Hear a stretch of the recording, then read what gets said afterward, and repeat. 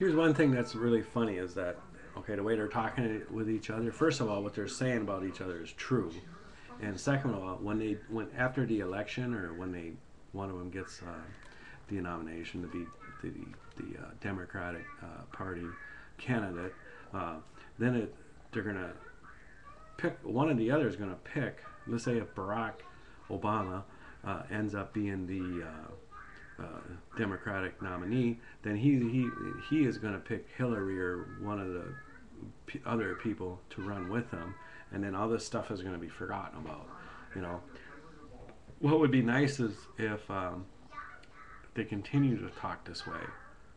You know, after they're elected, and other people continue to talk about them and bring up the truth, and that Barack does this, Hillary does this, John Kerry does this, uh, John Edwards does this, McCann, whatever the Republicans, they all do it, and Ronald Reagan did this, and Jimmy Carter did this, and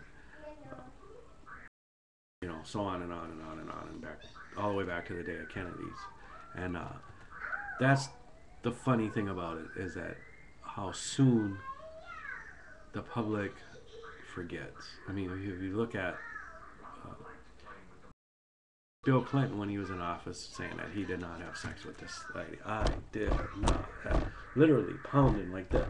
If I sat at work and says, I did not, take the pencils out of the front office. I did. And then later found out that I did take the pencils out of the front office. Just think, first of all, if I still have my job, and second of all, if I'd have any credibility at all, any credibility at all. If my neighbor took my rake out the fence, and then I said, did you take my rake by any chance? And he says, I did not take your rake. And then one day I go over to his house and I find a rake in his garage or something. I mean, I probably wouldn't talk to the guy because I think he's a wacko, and to lie and so adamantly deny it and say, how dare you? Basically, Bill Clinton was saying, how dare you do this and how dare you do that? Here's what I'm saying is they're all lying, Democrat, Republicans, and who cares who's in office? Let's pray for the best whoever's in there. I didn't like Reagan when he was in there. I didn't like Bill Clinton when he was in there. I didn't like the Kennedys, the Nixon, on and on, Reagan, blah, blah, blah, blah, blah, blah, blah, blah, blah. Who cares? They're all the same, first of all. They're all crooks. They all got people in the, people have them in their back pocket by giving them millions and millions of dollars. Millions of dollars. These people spend millions of dollars to be the president of the United States. And we all worry about, don't get me wrong, I sit back and I watch this and I just like cringe at some of the stuff they say. And then, when they both did start going at it, saying they're a slum, you work for a slumlord. First of all, it's true. And second of all, she shouldn't be throwing stones in a glass house. I mean, literally, because she's the biggest crook in the world, and she's probably as bad as Nixon is, and so is he. Actually, he's a drug dealer. I mean, if I was a drug dealer, do you think I could be a cop? If I went around town and says, I do this and I do that, but now I've changed and now, I'm going to do this. Do you think I could be a cop? This guy wants to be president of the United States. He was a crack dealer. He says he's for the poor. I'm for the poor and I'm for the black brother. Hey, bro, and I'm black. He's about as black as my left toe, or he's about as black as Adolf Hitler. I mean, come on, people. You know what he did to the black man? I mean, he was helping Roscoe to keep these people in squalor. I mean, they didn't have nothing to begin with, and they were living in the worst conditions you could possibly live in, and they were trying to fight to get out of there and group together, and he was fighting against them to keep them in there and to keep them shut up. So he's just they're all crooks. But to sit here and watch this, man, I just dig. I just think it's so cool that these people, the way they talk and how they lie and how they spin things, wow. I mean, talk about liars, man.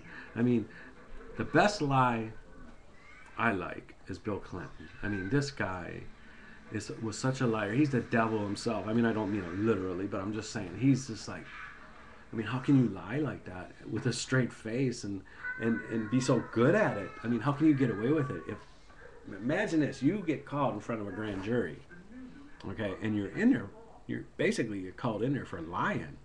Then you lie while you're in there for being in there for lying.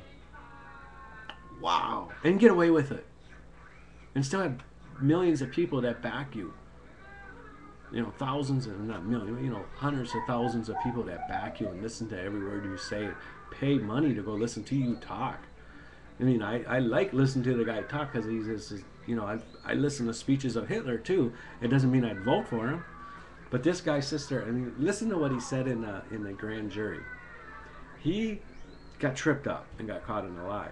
And he asked the prosecutor this question. He asked the prosecutor, how do you define is? How are you using the word is? Do you know what is? I-S? Okay. There is something in the front yard. There is something in the backyard. Well, how are you defining is? Hello? Am I the only one that gets this or what? But anyway, these two going back and forth like this is just a joke. What they're saying about each other is actually true. And she was on the board of Walgreens, or Walgreens. She was on the board of Walmart, which is taking their employees and basically Walgreens or Walmart literally has welfare offices in their personnel department, because they tell the employees, well, we're not going to pay you a lot of money, but you can get food stamps here, and we're going to set up a welfare office here where you can file for food stamps so the government can take care of you, along with your minimum wage. And think back to the day when they were caught, I think it was in Chicago, and they were caught locking their employees in at night. They couldn't get out. I mean, they're afraid they're going to steal something. You know, I kind of understand what they were doing, but to lock them in without having means to get out of the building. What if the building lit on fire or something, or there was some toxic fumes that somehow got together with the cleaning material and they gassed themselves in there? You know, that's just big business. That's the politicians who Hillary's taking money from drug companies, and she says she's for health care and wants to get national health care, but yet she wants to work a deal with the healthcare businesses. She's sitting down. She wants to sit down and negotiate with them. You know, that's why they're giving her money, because she's willing to negotiate with them. And then the drug companies are charging. And I know a person that had sickness from a medication they were taking, so that the doctors subscribed another pill for them to take, and the pill was over $100 per pill.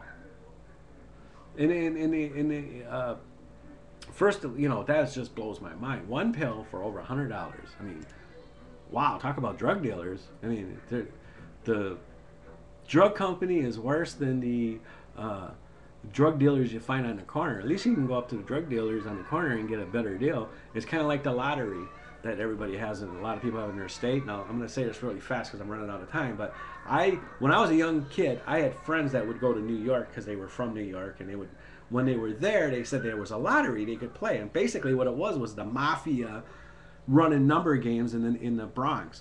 So they would go there with $1, and they called it the lucky buck, and they put the dollar in, and the mafia would put all the money together, and then there was a winner, and they would split the money like 60 to the person that won it and 40 to themselves, or whatever it was. Our government is taking over half of your lottery money. So it's better to play with the mafia than it is with the government. And if you ever owe the mafia money, they'll break your kneecaps. If you owe the government money, they'll throw you in prison forever and never let you out, and charge you interest when you're in there. I'm out. Look at my videos. I'm just amazed by all this stuff. So peace. Hey, Hillary and Brock, keep it up, man. And John Edwards, you too.